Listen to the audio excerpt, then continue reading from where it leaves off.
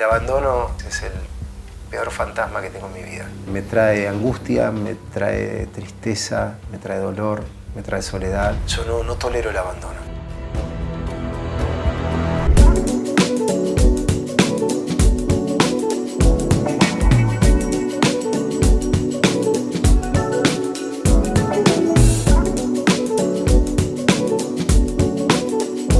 Venía mucho a casa, mi viejo muchas veces los traía después de los ensayos a comer y grababan cosas, 3 agujas. Uno de los temas de ese disco lo termina en casa. La más difícil para mí fue la tartamudez. Yo la última vez que lo recuerdo que fue grave fue cuando tenía 13 años, que había empezado la secundaria. Pasé mucho tiempo en soledad y callado en ese curso. Recién creo que en tercer año conocieron mi voz. Te cambia mucho el enterarte a los 7 años que tu papá no es tu papá y que vos tenés otro papá que no conoces. Ahí me explotó la cabeza. ¿Cuándo lo buscas? Y a los 43 años. Y me encontré con un abrazo frío, fue un abrazo vacío, un abrazo distinto. Me acuerdo que su mujer en ese momento llegó y lo primero que dijo, ¿qué estás buscando? Digo, ¿qué estás buscando de qué? No, ¿qué querés? ¿Cuánto querés?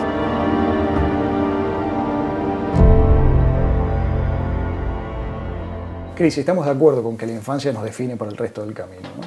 Sí, la infancia es todo en el ser humano.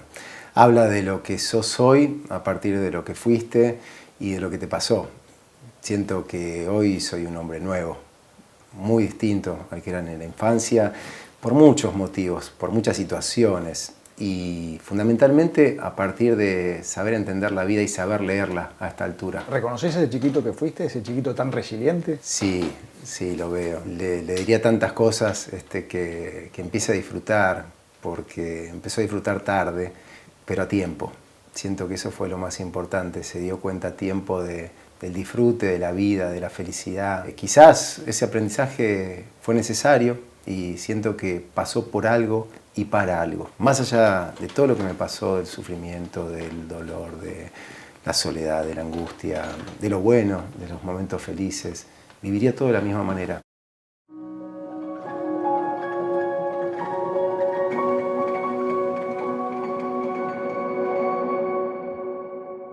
Vamos a centrar esta charla en 2 episodios definitorios de tu historia. Por un lado, el abandono de tu padre biológico. Sí.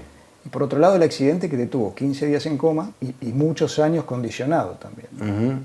¿Qué sabés de la historia de tus padres? Cuando se conocieron ellos tenían muy chicos. Creo que mi papá tenía 17, mi mamá también era muy chiquita, 16 años. Y quedó embarazada mi mamá a los 17 años. Para ella en ese momento, imagínate, año 75, 74, 75, fue muy difícil tener un hijo, ser madre soltera. En aquel momento cuando mi padre biológico decide no tenerme y que se iba de viaje y digamos que abandonó el proyecto de tener una familia con mi madre y de no ser padre, ella decidió llevarlo adelante. Él desaparece cuando tu mamá está embarazada. Sí, él se asusta y se va. Fue difícil para ella porque me acuerdo que le ayudaba una enfermera, a mi abuelo Esteban, se enteró mucho tiempo después.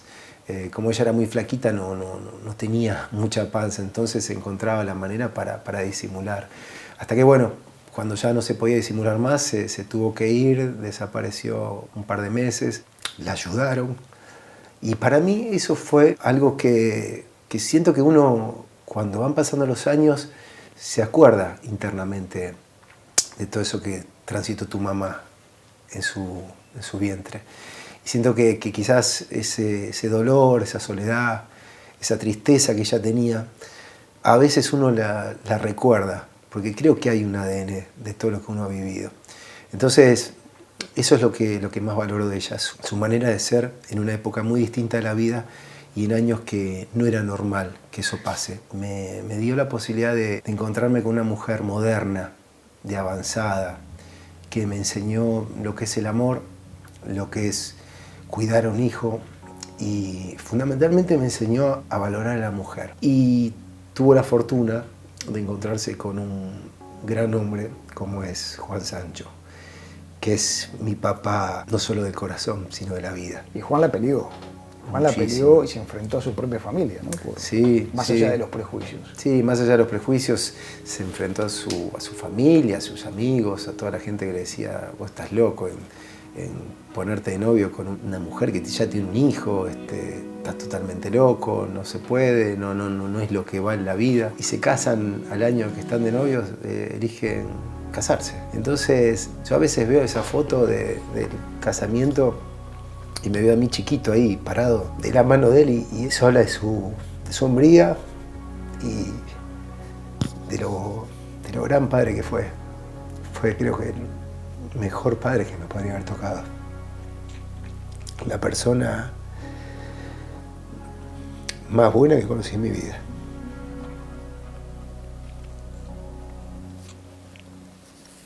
¿Qué hace Juan? Juan hoy ya está jubilado, disfrutando de su vida hermosa. Él es ingeniero en sonido. Cuando iban a tocar bandas a Rosario, él le hacía el sonido a Fito, a Charlie, a Baglietto, a toda esa trova rosarina. De hecho, tengo una anécdota con Fito de que él venía mucho a casa. Mi viejo muchas veces los traía después de los ensayos a comer y grababan cosas o seguía ecualizando cosas del primer disco de Fito que se llama El 63. De hecho, uno de los temas de ese disco lo termina en casa. Un tema que se llama Tres Agujas, sí. Lo termina en casa con un piano y un sintetizador que tenían ahí en casa y una máquina de ritmos. Grabaron ese tema, que de hecho lo tengo todavía a ese TDK en casa, está en ese museo de aquel Tres Agujas que terminó Fito en casa después de una noche que mi vieja le hizo de comer un churrasco y 2 huevos fritos. Yo quizás aprendí mucho del gusto y del oído musical de él por estar en esa consola. Mi hermano sí se dedicó a la música, mi hermano Juan Pablo, quien vive en Londres, en Noruega, en distintos lugares de Europa, porque se dedica a la música, es productor musical, también ingeniero en sonido. Pero sí me acuerdo mucho de estar con él ahí y de ver cómo inconscientemente uno proyectaba desde muy chico viéndose en un escenario. Juan fue un sobreviviente. Sobrevivió a varios cánceres. Mirá, la verdad que él fue una persona que, si hay alguien que tiene fe, es él.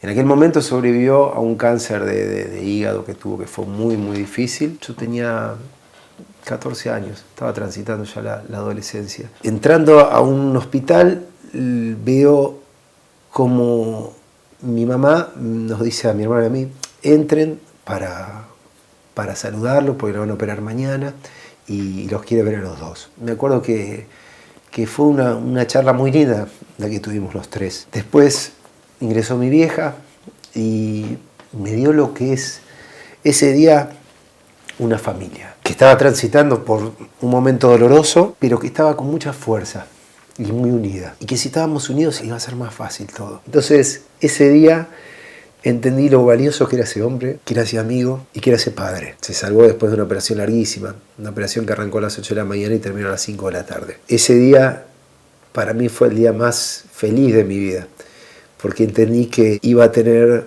a mi papá mucho tiempo más y lo iba a poder disfrutar. El hecho de encontrar palabra, confianza, momentos, miradas, y siento que es eso, lo que te puede dejar un padre son pequeños momentos muy importantes. Y nos pasa a menudo cuando voy a Rosario de encontrarme con él en un lugar que es un rinconcito que tiene, que es un rincón muy lindo, que vos ves cómo cae el sol al atardecer y en ese atardecer parece que te está abrazando Dios.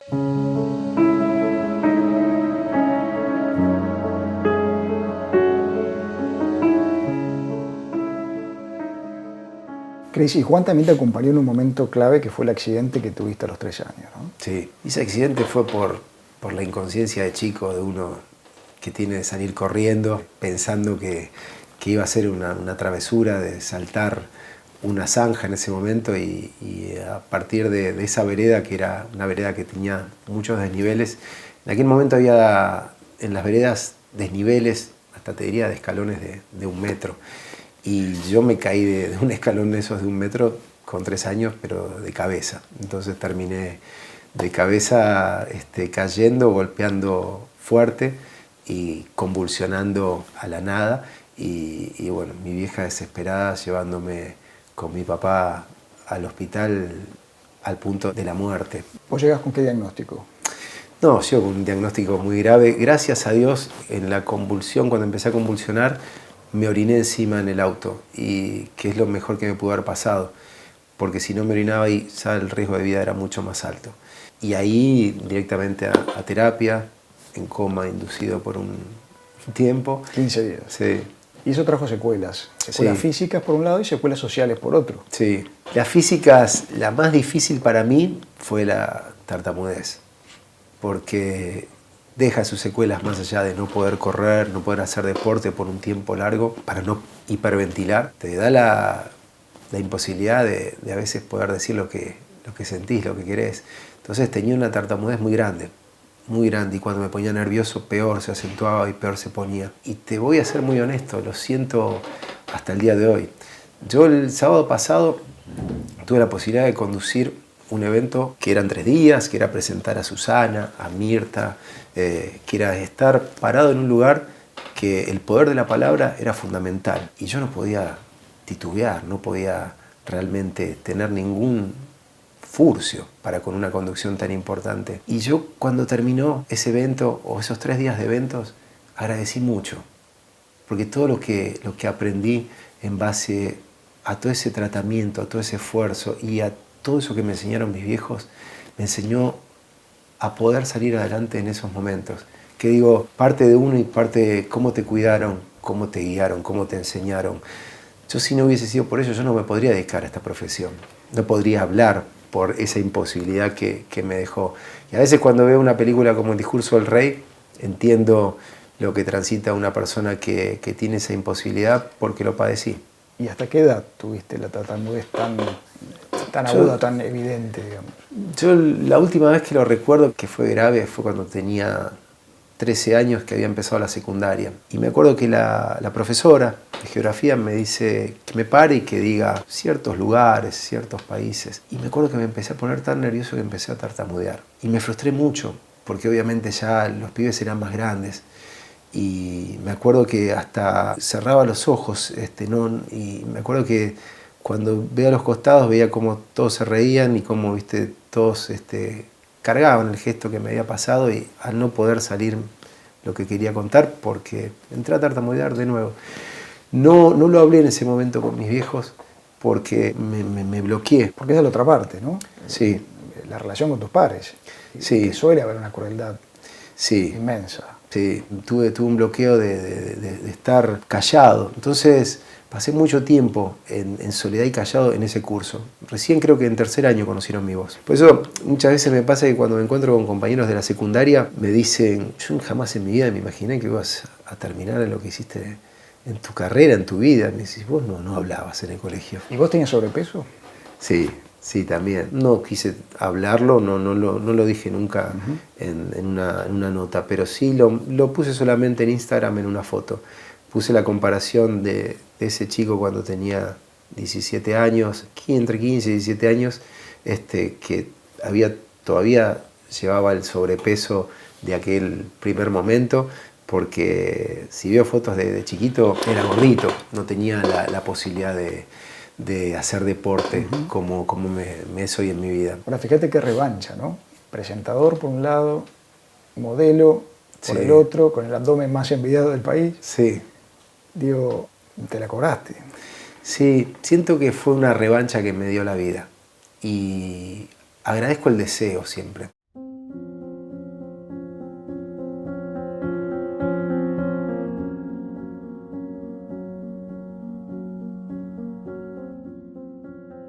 Cris, empezaste a crecer y empezaste a hacerte preguntas.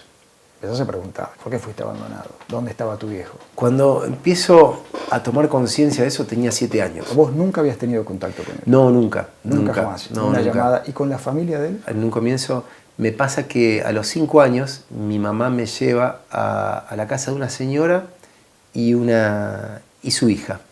Entonces era raro porque, ¿y quiénes son? No, son amigos, me dijo. Y vení, vamos a la casa de ellos. Me parecía raro porque me acuerdo que mi mamá me había vestido con un jean, una camisita, una campera de jean, y fui ahí a esa casa y me esperaron con una merienda. Me acuerdo que me regalaron 2 cosas. un camión enorme, enorme, que era, te diría, más grande que yo, y un chocolate también gigante, una barra así de chocolate que a mí me encantaba el chocolate y me acuerdo que no podía creer lo grande que era esa barra.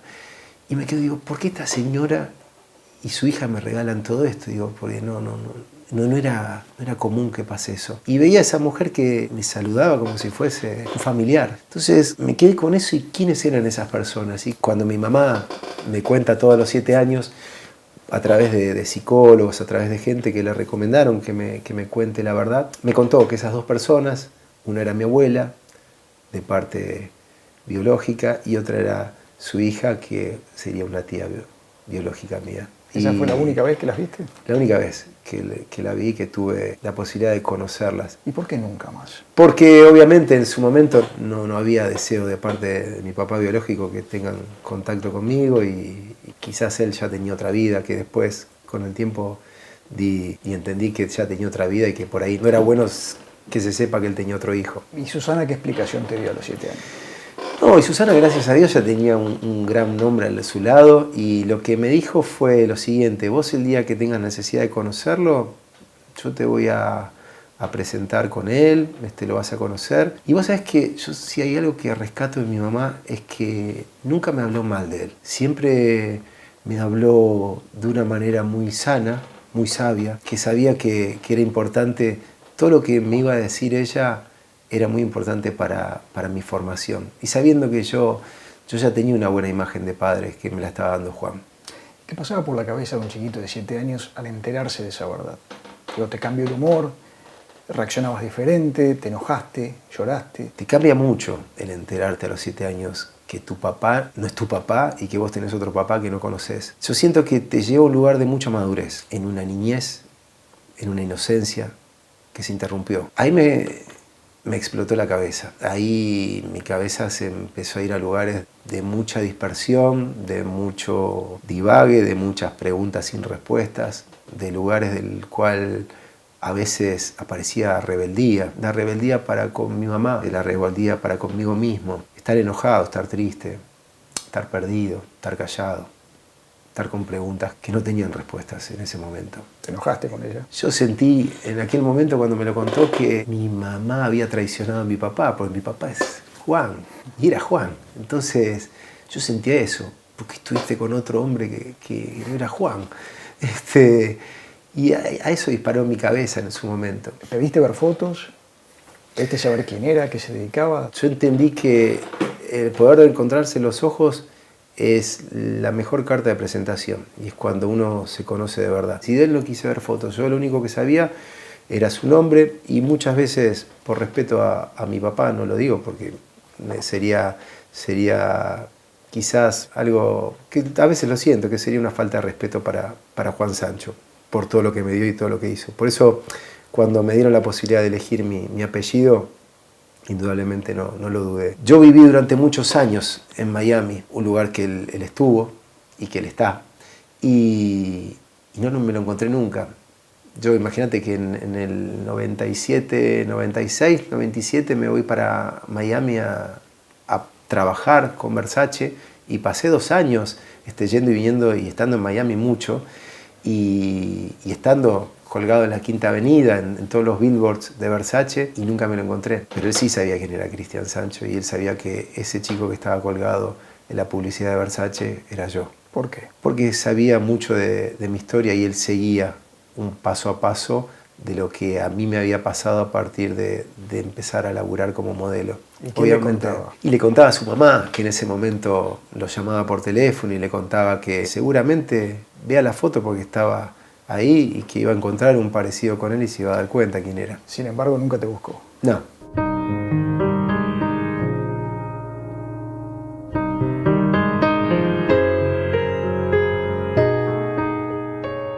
¿Cómo se llama tu papá biológico?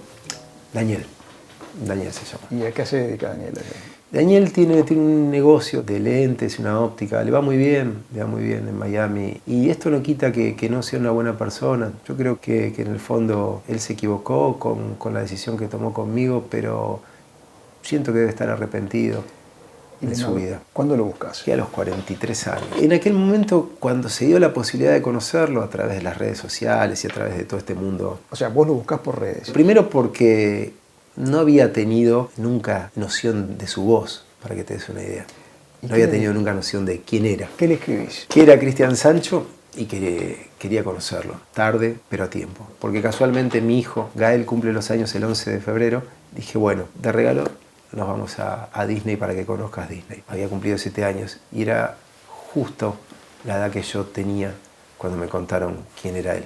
Entonces me parece que lo entiendo como una señal, como un mensaje. Yo recuerdo siempre que cuando iba en el avión era como volver a nacer nuevamente. Sentía, digo, ¿qué me pasará cuando me encuentre con esta persona? Primero una persona que no conocía y no quise ver ninguna foto hasta el día que lo conocí. Fue como ver a alguien que conoces hace mucho tiempo, pero que no existe el cariño que uno tiene por una persona que conoce hace mucho tiempo. ¿Dónde se encontraron? En Miami nos encontramos en un hotel. Era la posibilidad de conocerlo a él y de redimir todo eso que yo sentía a partir de conocerlo por primera vez y de preguntarle por qué me había abandonado.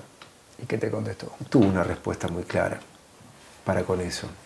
Y siento que esa charla quedó pendiente todavía. Porque él me habló de su inconsciencia, de su miedo, de su juventud, inmadurez, asustarse y que tenía el sueño de viajar en ese momento y de irse. Y bueno, no se sentía capacitado para tener un hijo y que mi mamá quiso llevar el parto adelante, el embarazo adelante y bueno. Pero con el tiempo lo entendí. Es difícil ser padre y hay personas que no están preparadas para ser padres. Yo esperaba el abrazo de alguien que no te vio hace 43 años. Y me encontré con un abrazo frío, fue un abrazo vacío, un abrazo distinto. Y entiendo que es muy difícil abrazar a alguien con amor porque no tuviste un día a día o no lo sentiste o no te pasó. Pero sí le agradecí, aunque fuera muy doloroso para él, el hecho de que me haya dejado en las manos de Juan Sancho. Eso le dijiste. Sí, a mí como persona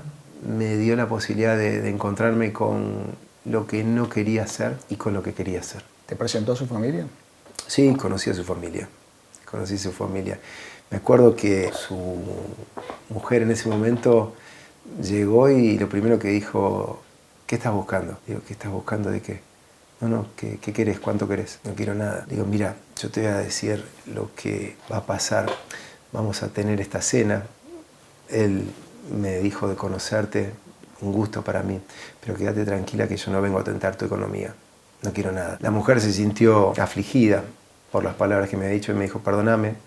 Dije, no, está todo bien, quédate tranquila que yo no pienso como ustedes. ¿Tenés hermanos? Sí, hay varios hermanos, hay como 4 hermanos dando vueltas y yo soy el mayor de todos, yo soy el más grande. Pero sí, con ellos tuve la posibilidad de hablar con 2 de los más grandes que son americanos y hay 2 también que viven ahí, que entendí que ellos viven a otro ritmo, ellos se manejan de otra manera, hablan de plata todo el tiempo y yo me crié en una casa que se habla de familia, se habla de sueños y de cosas que nos gustan y de disfrutar, que haya plata o no haya plata, es lo mismo. A nosotros la vida nos enseñó eso. ¿Sanaste, crees? Sí, en parte sí. ¿Lo crees? Sí, yo lo quiero. Aprendí a querer a la gente con sus virtudes, con sus defectos. Y siento que es una persona que no tuvo la inteligencia emocional para poder brindarse a la vida. Mirá, yo tengo algo que para mí fue muy importante. Yo cuando voy en ese viaje a Miami le llevé un regalo, y un regalo que para mí era muy importante para el corazón. Yo cuando tenía 20 y pico de años vi El Gran Pez. Es una película de Tim Burton que habla de la relación de un padre con un hijo. La vi varias veces. Esa película a mí me hizo perdonarlo, me hizo sanar un montón de cosas.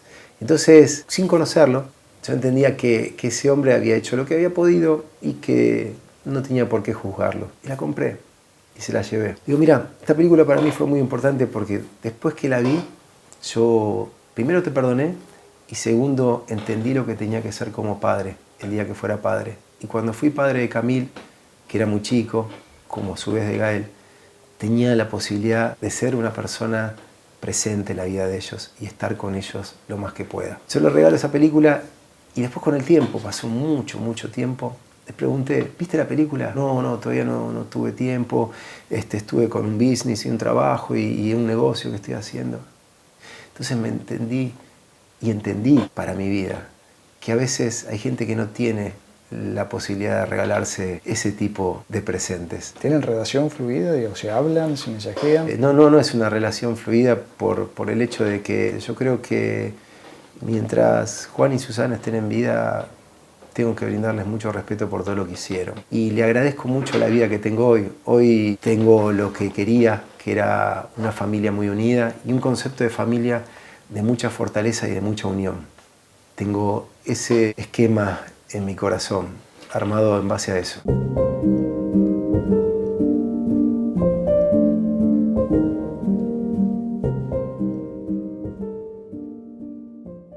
¿Cómo es el vínculo con Camil? La relación con Camil hoy, imagínate que es la relación con una mujer de 22 años que estudia Ingeniería Química en Almería, en la Universidad de Almería, y que está llevando adelante sus sueños.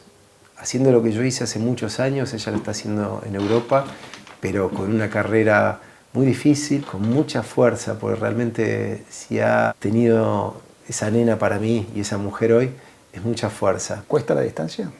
Sí, cuesta mucho. Si algo a mí me duele de una familia es la separación. Yo no tolero el abandono. Que fue lo más doloroso para mí perder ese día a día con ella. Como así me duele mucho el hecho de no poder verlo a mi hijo todos los días, porque sucede, porque ya la vida se va para otro lugar y también ellos van creciendo y después uno va perdiendo muchas veces la posibilidad de tener ese día a día. Me duele mucho el desapego, me duele mucho el desarraigo, me duele mucho la separación. Bueno, y el abandono es un fantasma que te va a perseguir siempre, ¿no? Sí. Y la última vez que te visitó fue en tu segunda separación. Sí, eso fue un proceso muy doloroso en mi vida. El abandono, es como vos decís, es el peor fantasma que tengo en mi vida. Y siempre tengo que pelear y luchar, porque me trae angustia, me trae tristeza, me trae dolor, me trae soledad. Ese tipo de situación, como me pasó a mí en marzo del 2019, de tener mi segunda separación. De la mamá de Gael, ¿no? De la mamá de Gael. Fue muy difícil. En principio acepté la decisión que había tomado, con el tiempo la entendí y con el tiempo me di cuenta de que las cosas pasan por algo en la vida. En aquel momento no entendía todo lo que me estaba pasando. Era una frustración muy grande, un dolor muy grande. No lo dije por mucho tiempo. Me costaba reconocerlo, no podía reconocerlo. Recién lo pude reconocer y hablarlo casi un año después, en el 2020. ¿Te deprimiste? Mucho. Siento que es esa memoria emotiva de lo que es el abandono. A mí me pasó en ese momento de sentir que mi vida se acababa. Me sentía viejo. Me sentía grande, me sentía, te diría, casi enfermo por el hecho de sentir una angustia muy grande por dentro. Un dolor que era inexplicable para mí. Yo no entendía cómo esa persona que estaba transitando tanto éxito en lo laboral estaba tan triste. Y yo estaba tan solo en ese momento de mi vida, tan desamparado, tan perdido, en un limbo, que no entendía para dónde irme. Entendía que escapar era lo que uno siempre inconscientemente quiere hacer. Entonces me parecía importante el hecho de encontrar una sanación y empecé a trabajar en eso, empecé a trabajar en sanarme. Conocí a Lilian, que Lilian fue una persona que me ayudó mucho. Ella hace una terapia que es una terapia japonesa, que es el shiatsu, que va desbloqueando cierto tipo de bloqueos emocionales que uno tiene. Es increíble, pero en 2 sesiones mi vida cambió. Ya me había volcado con el shiatsu y con lo espiritual a meditar, a enfocarme en un lugar de sanación fundamentalmente espiritual, no quedarme con lo malo ni con lo triste, entender por qué y para qué. Y hay algo que a mí me pasó que fue fundamental en ese cambio. El 20 de septiembre yo voy a dar una charla al penal de San Martín. Voy a dar una charla al equipo de rugby que existe en ese penal. Voy a través de unos amigos de la UAR, y sabían que yo había jugado al rugby, querían compartir y que les dé una charla y un entrenamiento con ellos.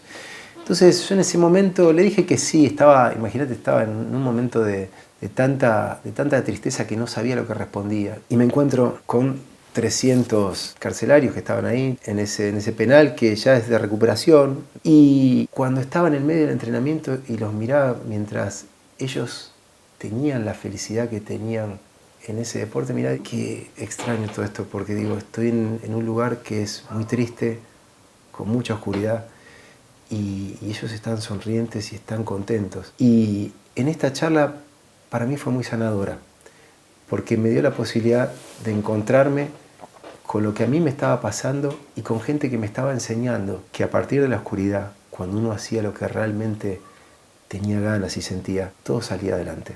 Entonces, me acuerdo que la charla fue a partir de decirles, yo lo único que les puedo decir es gracias. Y recuerden algo que es lo que yo vi con ustedes hoy. Recuerden que todos los martes y los jueves de 10 a 12, ustedes en esa cancha son libres. Entendí que la vida pasa por otro lugar y volvieron a poner color a mi vida. Te oí decir por ahí que a los 48, recién a los 48, sentís que estás enamorado de verdad. ¿Están así? Sí, siento que es la primera vez en mi vida que me enamoré. Varias parejas largas que tuve en mi vida me dijeron, quédate tranquilo porque todavía no te enamoraste, ya vas a entender lo que es el amor. Y no estuviste enamorado, me dijeron. Y esta última vuelta, cuando la conozco a Celeste, me doy cuenta que tenían razón. Entendí lo que es una persona que te complementa, que te acompaña, que te ilumina, que es parte de tu vida. Y yo pensaba que el amor ya no era una materia de mi vida, era una asignatura que había reprobado. Mira, en algún momento pensé, cuando tenía muchas cosas y estaba muy solo, en ese 2020, en ese 2021, decía, si yo tuviera que cambiar todo lo que tengo a nivel material, lo cambiaría, pero sin ninguna duda por amor. Lo que pude encontrar en ella fue una hermosa historia de amor, que nunca me imaginé vivir a los 48 años, nunca me imaginé casarme, nunca me casé en la vida. Imagínate que me voy a casar por primera vez. Yo pensaba que el casamiento en aquel momento lo tomaba como una obligación y a partir de conocerla lo tomé como una celebración. Entonces entiendo que el amor es eso y que a veces cuando uno transita un abandono, soledad, tristeza, todo lo malo que te puede suceder en la vida, uno se va dando cuenta que las cosas pasan por algo y para algo. Y si yo no hubiese tenido todo eso que me pasó en mi vida, no hubiese transitado en este momento todo lo que me está pasando.